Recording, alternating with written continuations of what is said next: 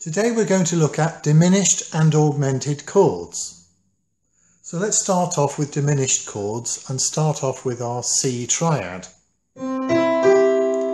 C, E and G. Now to diminish it, you move the second note, the E, down one semitone.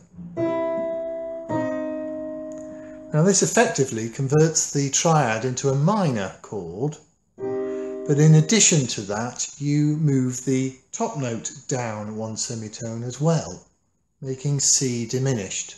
And this can sometimes be referred to on your music like this, or sometimes like this.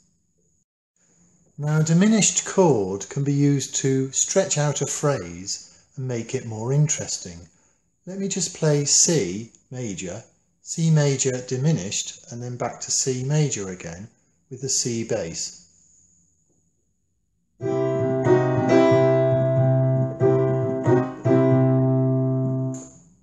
So let's try some other examples with different major chords. Let's try G major triad, G, B and D. Let's flatten or lower the second note in that triad and also the third note. So the shape of G diminished and C diminished is the same.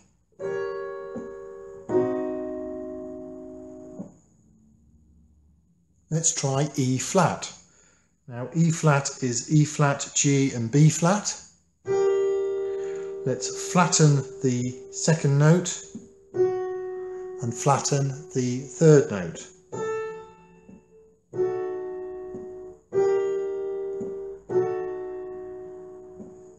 Now we know that the major chords C, F and G all go well together, so let's have a look at their respective diminished chords.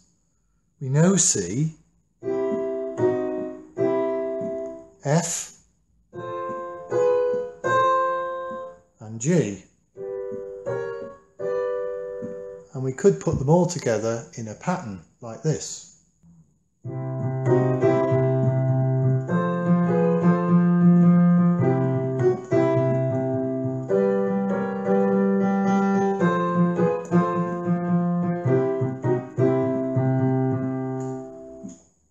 So that's what you can do with simple diminished chords.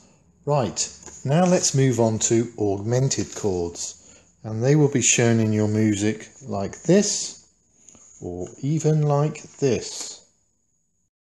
Now you'd think an augmented chord would be to raise the second and third notes of the triad. Let's try that with C, E and G, raise the second note and the third note. Well, all you've done there is made an F minor chord with a second inversion. So that's not right. So what is an augmented chord? Well, an augmented chord is where you raise the third note in the triad. And it gives a nice lift to the end of a phrase.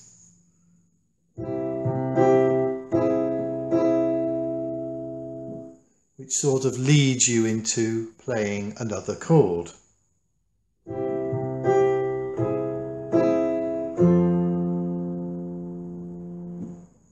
We saw this effect when looking at seventh chords. They also led you into playing another chord. It was like a bridge.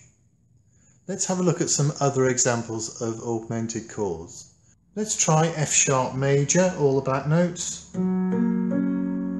and raising the third note, or perhaps E major and raising the note. And if you do an up arpeggio, it's like a nice ending to a phrase. Watch this.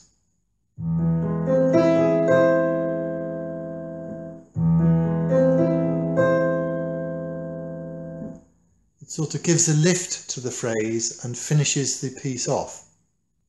So that's an introduction to diminished and augmented chords and some of the things you can do with them.